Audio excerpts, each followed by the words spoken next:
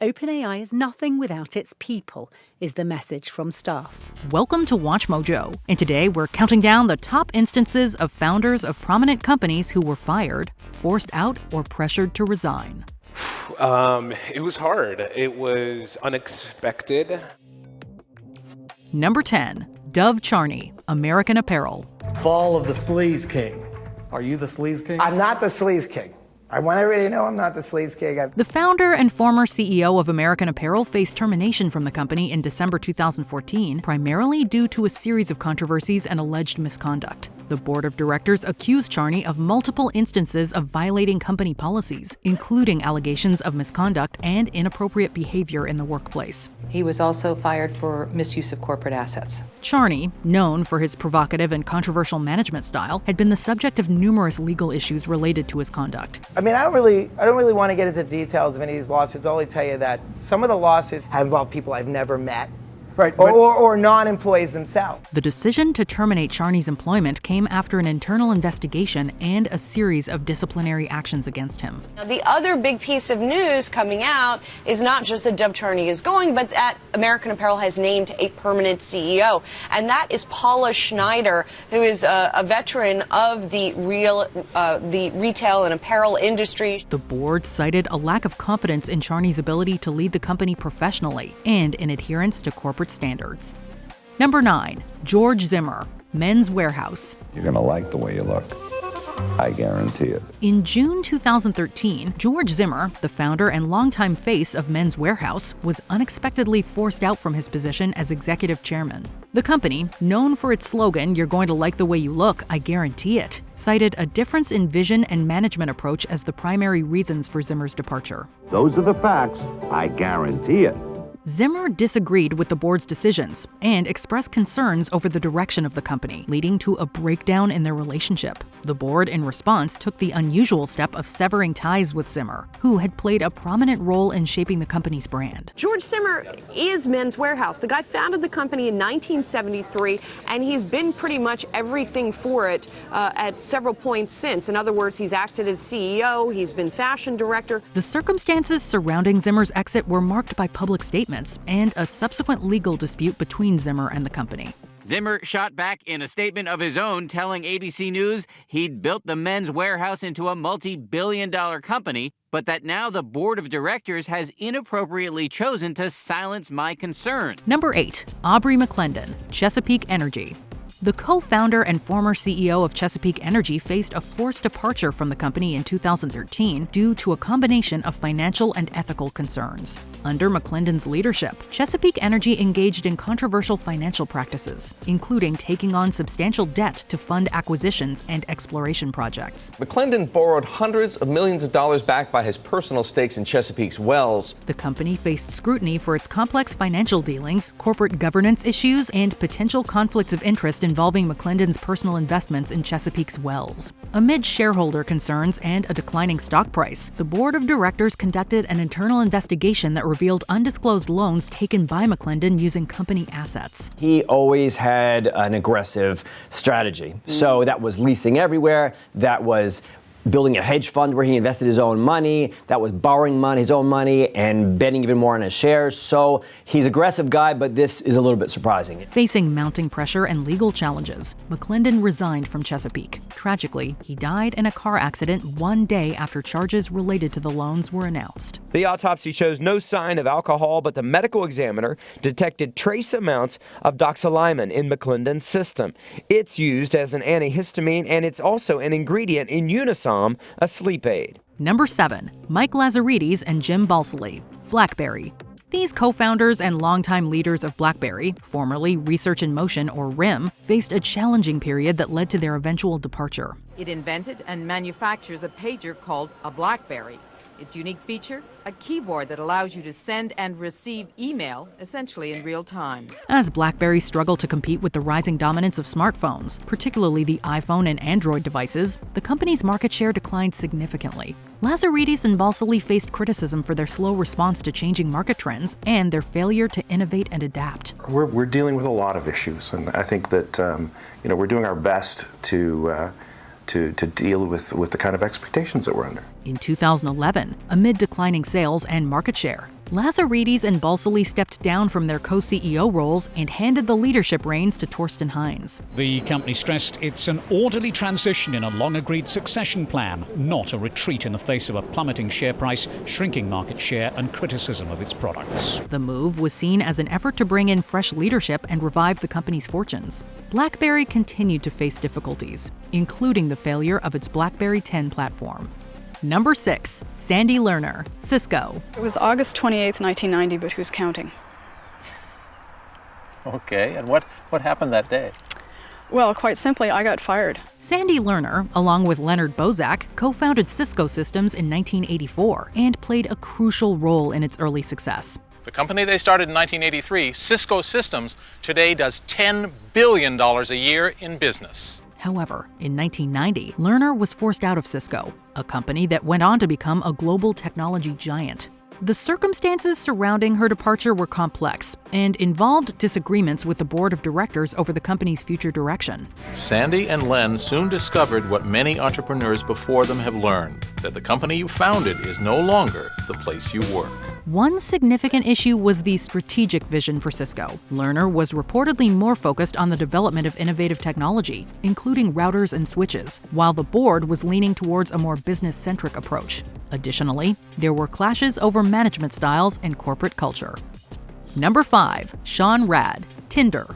In 2014, Sean Rad temporarily stepped down from his role as CEO of Tinder amid a series of controversies and legal challenges. Tinder became a viral phenomenon. And if you ask any analyst, the most exciting thing about IAC is Match.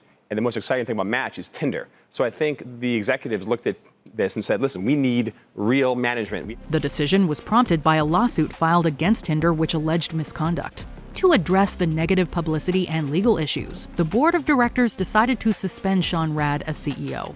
To me and most of the organization, because we were doing so well, and I think the idea was that we should bring in someone with a bit more experience, which I think experience is needed at all levels of the organization. Chris Payne, a technology executive, was appointed as the interim CEO during Rad's suspension. The move was part of the company's effort to navigate the legal challenges and restore confidence in its leadership. Being at the helm of a fast-growing company, and I felt a lot of pressure every day, and I didn't have all the answers, and I wasn't perfect. But when I was fired, I no longer felt that pressure. I was able to let go. Later in 2014, Sean Rad returned to the CEO role after the legal matters were addressed and settled. Despite the temporary disruption, Tinder continued to grow in popularity and became a leading player in the online dating industry. Number 4. Binny Bansal, Flipkart. We actually reinvented the wheel of e-commerce here. Sachin Bansal and Binny Bansal, who were unrelated, were two co-founders of Flipkart. Walmart's acquisition of a majority stake in the Indian e-commerce giant changed their fortunes. In a blockbuster deal in 2018, Flipkart sold a majority stake to U.S. retail giant Walmart for a whopping $16 billion. While the Bansal duo had been instrumental in Flipkart's success, their departure was influenced by strategic differences with Walmart. Sachin Bansal's exit preceded the acquisition in May 2018, and he sold his entire stake in the company. Binny Bansal initially stayed on as group CEO after the acquisition, but later resigned in November 2018. This was a different sort of departure because, although initially framed as a mutual decision, it was clouded by allegations of personal misconduct. And this e-commerce giant is now without either of its co-founders. Number 3. Travis Kalanick, Uber.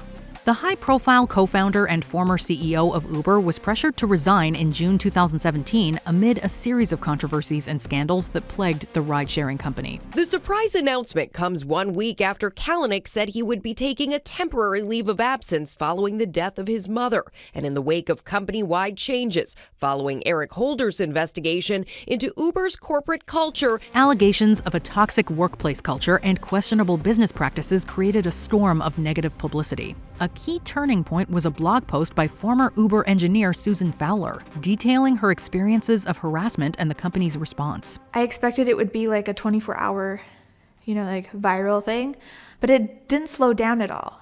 And I was reading through all these things and I thought oh my gosh, I'm not alone. Additionally, there were reports of a video showing Kalanick berating an Uber driver. Facing intense scrutiny and mounting investor pressure, Kalanick resigned to allow the company to move forward with a change in leadership. But the one thing you just cannot overcome is when you've lost the team. And I think it was clear that that Travis had lost the team, and recruiting here is hard. And if you have a culture that basically doesn't attract half of the population of talent, it's very, very hard to overcome. Number 2, Sam Altman, OpenAI. Sam Altman, to the shock and surprise of everyone in the tech world, was ousted in November 2023 as CEO of OpenAI. Altman was in many ways the public face of AI technology, and the reasons for his ousting are still unclear. The reasons behind his departure not entirely clear, but the board said he had been, quote, insufficiently candid. His departure has triggered a stream of resignations at the firm. In his place, they have appointed Emmett Shear, the former CEO of Twitch. The unconventional structure of the organization meant that the firm's profit and non-profit objectives were increasingly at odds, especially given the rapid pace of development of generative AI and how it was clashing with the board's emphasis on effective altruism. He is, very much at the forefront of this company. I was in Congress, Scott, back in May. He was the one who testified in front of Congress talking about AI regulation. He's the guy to go to. He has been at the forefront of this AI boom we've been seeing more than any other company, more than any other person, and he is now out. As none of the firm's investors were represented on the board, the news caught all off guard. The move came as a complete surprise to everyone, including OpenAI's biggest investor, Microsoft. And it's all raising big questions about the future and safety of artificial intelligence. Within days, Altman landed on his feet at Microsoft, which has committed $10 billion in cash and cloud computing credits to OpenAI and owns a 49% stake in its for-profit arm. However, OpenAI's employees have threatened to quit en masse unless Altman returns. As of writing, the situation remains fluid. Before we get to our top pick, here are some honorable mentions. David Neeleman, JetBlue Airways. The co-founder stepped down after widespread service disruptions in 2007. And it was certainly a very painful experience because I felt like it, wasn't handled well. And I always told our people at JetBlue, it's not really what happens to you in life, it's how you react to it. Jack Dorsey, Twitter. The social media titan co-founder resigned in 2021. But it's unclear if he was pushed out. This is the end of his second tenure as CEO. He served as CEO between 2006 and 2008, and then he began a second stint leading the company in 2015. Jerry Yang, Yahoo, resigned in 2012 after criticism, including mishandling of Microsoft's acquisition bid. Yahoo co-founder Jerry Yang has left the now struggling iconic website he helped start in 1995. He had already resigned as CEO in 2008 after angering shareholders by turning down Microsoft's offer to buy the company for $47.5 billion. Andrew Mason, Groupon, resigned in 2013 amid growing dissatisfaction from investors. Mason is paying the price for the loss of almost $724 million over the past 3 years and the company's failure to expand its business beyond online coupons. Before we continue, be sure to subscribe to our channel and ring the bell to get notified about our latest videos. You have the option to be notified for occasional videos or all of them. If you're on your phone, make sure you go into your settings and switch on notifications. Number 1, Steve Jobs, Apple. He may have been a visionary, but Steve Jobs was ousted from Apple, the company he co-founded in 1985. Jobs was known for his intense management style and ambitious projects, and he clashed with then-CEO John Sculley over strategic direction and product development. You're issuing contradictory instructions, you're insubordinate, you make people miserable. Our top engineers are fleeing to Sun, Dell, HP. Wall Street doesn't know who's driving the bus. We've lost hundreds of millions in value, and I'm the CEO of Apple, Steve. That's my resume. The breaking point came when the board of directors sided with Sculley, leading to Jobs' removal from his managerial role. And they said, Steve, we want you to step down from running the Macintosh division, not get fired. You're still chairman, you're still the largest shareholder. But not get fired. Jobs' departure was a pivotal moment in Apple's history, as the company eventually struggled without his leadership. However, he later returned to Apple in 1997 when the company acquired a computer company he founded during his hiatus. I think Apple has delivered some pretty good stuff. I think Apple's going to get back to delivering some great stuff. Jobs' triumphant return marked a remarkable turnaround for Apple, eventually leading to the creation of iconic products like the iPod, iPhone, and iPad. What we're going to do is get rid of all these buttons and just make a giant screen. A giant screen. Is there a founder we missed? Let us know in the comments. His second act, a decade later, is considered one of the greatest CEO tenures of all time. Did you enjoy this video? Check out these other clips from WatchMojo, and be sure to subscribe and ring the bell to be notified about our latest videos.